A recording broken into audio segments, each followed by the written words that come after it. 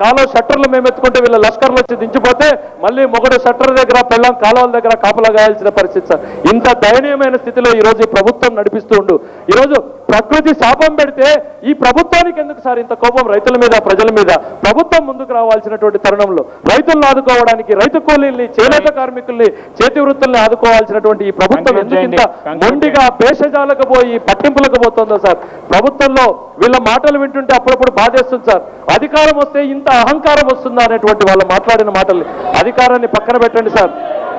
ఈరోజు కేంద్ర ప్రభుత్వం నుండి మీరు వెంటనే సార్ వీళ్ళు కరువు ప్రకటించలేదు, ప్రకటించమని డిమాండ్ మేము చేస్తున్నాం. దాని మీద మంత్రి గారు వెంటనే ఈ రాష్ట్రాన్ని కరువు రాష్ట్రంగా ప్రకటించాల్సినటువంటి అవసరం ఉంది. ప్రకృతి వైపరీత్యాల నుండి అదనపు సాయాన్ని రాబట్టడానికి తీవ్ర ప్రయత్నం చేయాల్సినటువంటి అవసరం ఉంది. అవసరమైతే మొత్తం అందరినీ తీసుకుపోవాల్సినటువంటి అవసరం ఉంది సార్. ఈ కరువు సాయంతో, కరువు ప్రకటనలతో మా కన్నీళ్లు చెదిరిపోవు సార్. ఈ కేంద్రం ఇచ్చేటువంటి కోటా ఇంత, దాంట్లో మన వాటా ఇంత, దాంట్లో జిల్లాలకు వచ్చేది ఇంత, ఇది కుదరదు సార్. కేంద్రానికి కేంద్ర ప్రభుత్వం నుండి ప్రత్యేక ప్యాకేజు 10,000 కోట్ల రూపాయలతో సార్. అంటే మండలానికి ఈరోజు 10 కోట్లైనా వచ్చినట్టు 10,000 కోట్లతో ప్రత్యేక ప్యాకేజీ కావాలి సార్.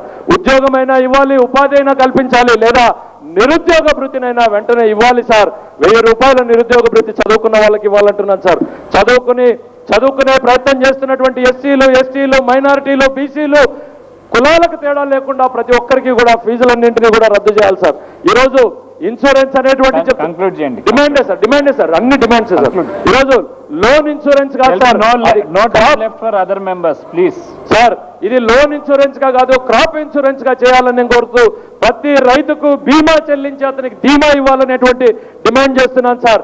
ఇప్పుడు ఇస్తున్నటువంటి పెన్షన్లను 500 రూపాయలకు వెంటనే పెంచాలి. దాంతో పాటు ప్రతి రైతుకి, ప్రతి కూలీకి, ప్రతి చేతి వృత్తుల వాళ్ళకి కూడా 500 రూపాయల పేరుతో కరువు పెన్షన్లు ఇవ్వాలని చెప్పి నేను కోరుకుంటున్నాను సార్. ప్రతి మండలంలో 2 లేక 3 పశుగ్రాస కేంద్రాలను ఏర్పాటు చేయాలి. దానికి తాగునీటి సౌకర్యాలు కల్పించాలి, అక్కడ ఉన్నటువంటి రైతులకు భోజనాలు కల్పించాలి. 9 గంటలకు సార్ కూర్చోమంటున్నారు సార్. అంటే రైతుల గురించి వినడానికి కూడా వీళ్ళు ఓపిక లేదు సార్.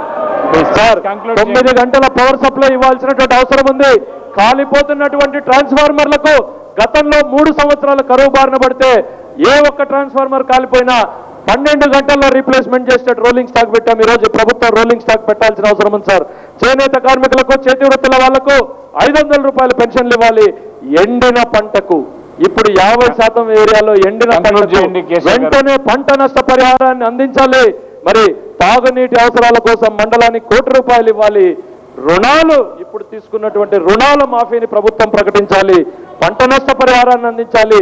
అదనంగా మళ్ళీ ప్రత్యామ్నాయ ప్రణాళికకు వెళ్ళడానికి రుణాలు ఇవ్వాలని కోరుకుంటూ ముగించు నేను ఒక్కటే కోరుకుంటున్నాను సార్. ప్రభుత్వం భేషజాలకు పోకుండా, పట్టింపులకు పోకుండా కరువు రైతుల కన్నీళ్లను తుడిచే ప్రయత్నంలో, ఆ పల్లె కన్నీరును తుడిచే ప్రయత్నంలో, ఓ చెల్లి కన్నీరు, ఓ తల్లి కన్నీరు, ఓ రైతు ఆవేదనని తుడిచే ప్రయత్నం మనస్ఫూర్తిగా చేయాలని చెప్పి నేను కోరుకుంటూ ఈ అవకాశం ఇచ్చినందుకు ధన్యవాదాలు తెలియజేస్తూ సెలవు తీసుకుంటున్నాను.